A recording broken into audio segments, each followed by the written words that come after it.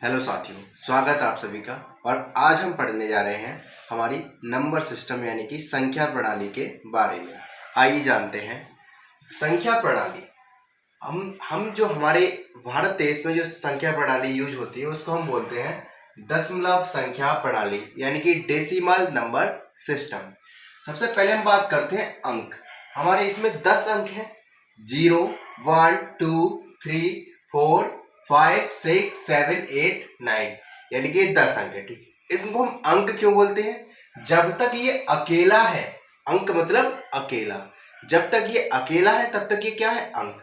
और अगर मैं दो अंकों को एक साथ लिख दूं तो ये क्या हो जाती है? नंबर यानी कि संख्या बन जाती है। ठीक है, अब हम बात करते हैं कि हमारी संख्याएं कौन कौन सी होती है। अगर हम संख्याओं की बात करें तो संख्याएं हमारी दो तरह की होती हैं, एक वास्तविक संख्याएं और एक होती है हमारी काल्पनिक संख्या। जैसे हमारे घर पर सेब की एक टोकरी आती है, तो हम क्या करते हैं कि उसमें अगर एक सड़ा हुआ सेब है तो आप क्या करेंगे? उसमें से सड़े हुए सेब को निकालकर बाहर कर देंगे। यही काम हमारे गणित में इन इमेजनरी नंबर्स का है। इनको हम, ये हमारे गणित का एक सड़ा हुआ नंबर है, इनका हमें कोई ज्यादा खास यूज नहीं होता, इनको हम निकाल कर क्या कर देते हैं? बाहर। हमें मतलब किससे है? हमारी वास्तविक संख्याओं से। वास्तविक संख्याओं को दो भागों में बांटा गया है, परिमेय संख्या और अपरिमेय संख्याओं। परिमेय संख्या यानी कि रेशनल नंबर्स कौन कौन से होते हैं? जिन नंबर्स को हम P अपॉन Q के रूप में लिख सकें, शो कर सकें, वो क्या होते हैं? हमारे रेशनल नंबर हो सकते हैं। अब ये तो हो गई टिपिकल लैंग्वेज। सिंपल लैंग्वेज क्या है? जिस किसी को हम फ्रैक्शन की फॉर्म में लिख सके, बटे की फॉर्म में लिख सके, वो क्या होती है? हमारी परिमेय संख्या कहलाती है। और जिनको हम बटे की फॉर्म में ना लिख सके वो क्या कहलाती है? हमारी अपरिमेय संख्या कहलाती है। अपरिमेय संख्या कौन सी होती है? जिनको हम P अपॉन Q के रूप में ना लिख सके, यानी कि अंडर रूट में जितने भी अंडर रूट में ऐसे नंबर्स आते हैं जिनका हम वर्गमूल ना निकाल सके, यानी कि स्क्वायर रूट नहीं निकाल सकते, वो हमारी क्या कहलाती है? इरेशनल नंबर या अपरिमेय संख्याएं कहलाती हैं। इसमें एक पाई भी हमें याद रखना है। पाई की वैसे वैल्यू होती है पाई इक्वल टू 22/7, लेकिन 22/7 जो होता है वो परिमेय संख्या होती है। क्यों? क्योंकि यहाँ पे देखो, उसको हमने P अपॉन Q के रूप में लिख दिया। क्यों लिख दी? कैसे? देखो, P की वैल्यू यहाँ कितनी आ गई? 22, और Q की वैल्यू यहाँ कितनी आ गई? 7। ठीक है, इसलिए 22/7 क्या हो जाता है? परिमेय संख्या। और पाई क्या होती है? अपरिमेय संख्या।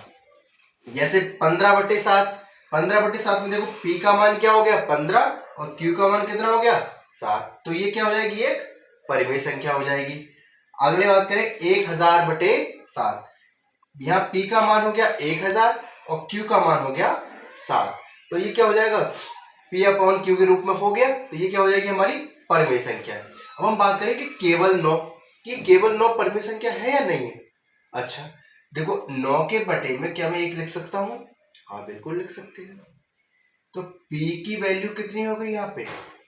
9, और Q की वैल्यू कितनी हो गई? 1। हमें दोनों की वैल्यू मिल गई, इस फॉर्मेट में हमने इसको लिख दिया, तो ये क्या हो जाएगी? हमारी परिमेय संख्या हो जाएगी।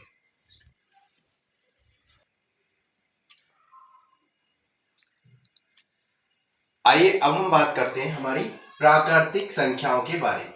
प्राकृतिक संख्याएं क्या होती है? हमारी जो हमें नेचर से मिली थी। ठीक है, यानी कि नेचुरल नंबर्स हमारे कौन कौन से होते हैं?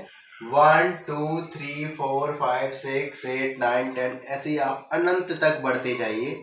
आप कहीं तक बढ़ते जाएंगे, आपको वहां तक क्या मिलते जाएंगे? आपको नेचुरल नंबर्स यानी कि प्राकृतिक संख्याएं आपको मिलती जाएंगी। अब हम बात करते हैं पूर्ण संख्याएं यानी कि होल नंबर्स के बारे में। आप देखिए, जब होल बोलते हैं तो आपके होठ क्या हो जाते हैं? गोल हो जाते हैं। तो इसी तरह हमने एक गोल चीज इसमें जोड़ दी, उसका नाम क्या है? जीरो। पहले से हमारे पास 1 से लेके इन्फिनाइट तक हमारे पास, हमें पता था कि क्या होता है? वो नेचुरल नंबर होता है। हमने एक जीरो और ऐड कर दिया, यानी कि 0, 1, 2, 3, 4, 5, 6, 7, 8, 9 क्या हो गया? ये हमारी पूर्ण संख्याएं कहलाती है। ठीक है, अब कोई कहे कि क्या नेचुरल नंबर्स यानी कि प्राकृतिक संख्याएं पूर्ण संख्याएं होती हैं? जी हाँ, बिल्कुल होती हैं। क्योंकि यहाँ में क्या है? देखिए, 1 से स्टार्ट, 1 से लेकर इन्फिनाइट तक है। इसमें भी क्या है? देखिए, 1 से लेकर इन्फिनाइट तक तो आ ही गया, साथ में जीरो भी आ रहा है। ठीक है। अब बात करते हैं इंटीजर्स यानी कि हमारे पूर्णांक। पूर्णांक कौन कौन से होते हैं? माइनस इन्फिनाइट से लेकर -1, -2, 0, 1, 2, 3, 4, 5, 6 प्लस इन्फिनाइट तक। ठीक है। अब इंटीजर्स जो होते हैं यानी कि पूर्णांक हमारे दो तरह के होते हैं। कौन कौन से?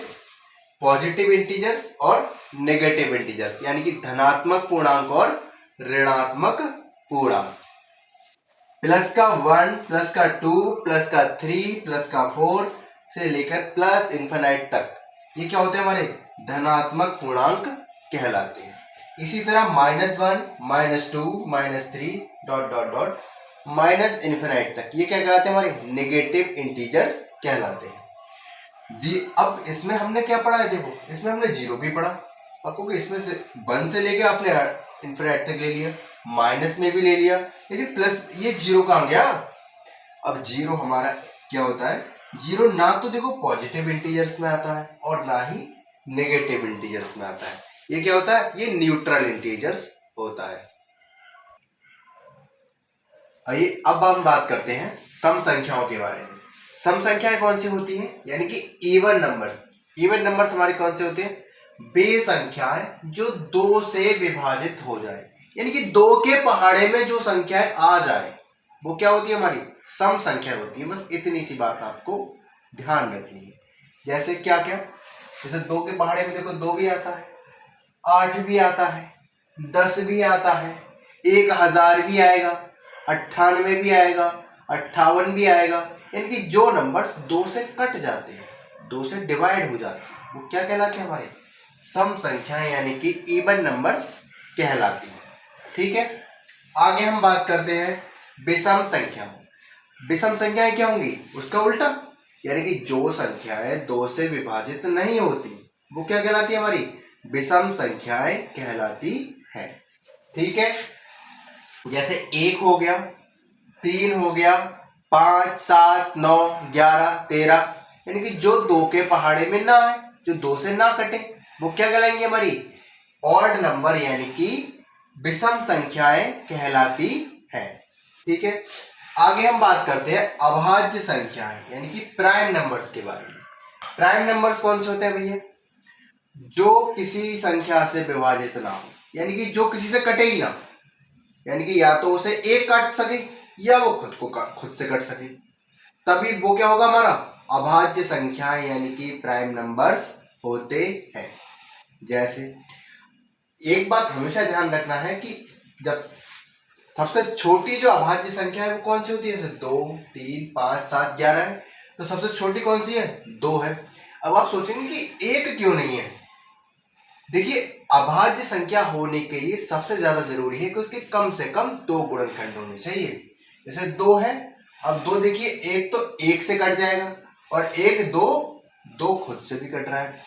मैंने क्या बताया? एक तो कोई संख्या 1 से कटे और एक खुद से कट जाए तो क्या कहलाएगी? वो हमारी अभाज्य संख्या कहलाएगी। लेकिन एक का कोई और एक से तो कट रहा है, लेकिन इसका कोई और दूसरा फैक्टर नहीं होता, इसलिए इसको हम क्या करते हैं? अभाज्य संख्या की श्रेणी में इसको हम नहीं लेते। ठीक है। यानी कि एक ना तो भाज्य होता है और ना ही अभाज्य संख्या होती है। ठीक है। सबसे छोटी अभाज्य संख्या अगर आपसे पूछी जाए तो आप क्या बताएंगे?